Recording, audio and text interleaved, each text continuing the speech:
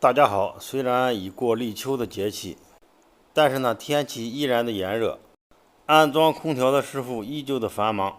今天有2位师傅为我们的6楼安装一台2手的海尔的空调，内机的挂板已经安装到位，空调的连接管道也已经包扎好。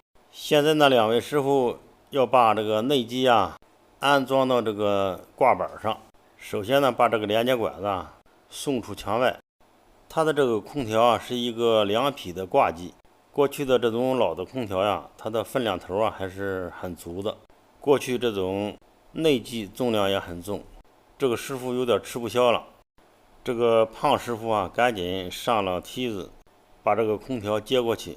看来干活的时候还是力气大的，3下5除2就把这个空调内机给固定好了。另外一个师傅呢，就开始把这个管道连接到外机上。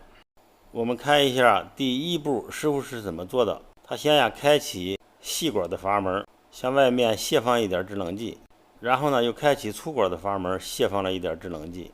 其实目的很简单，就是想把3通阀里面的杂质给它冲一下，保证内部是一个清洁的。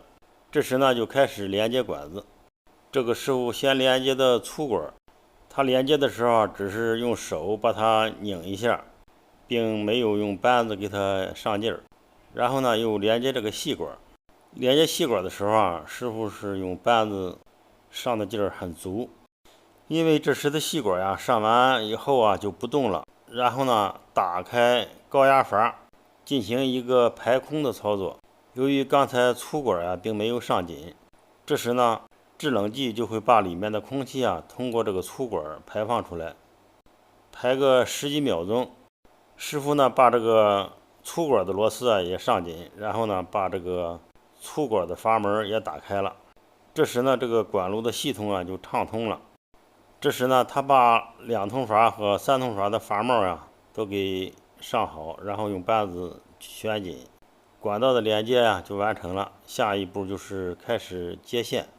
定频空调的接线也很简单，就是4根线，它们分别是零线，控制压缩机的线，控制4通阀的线和控制外风机的线。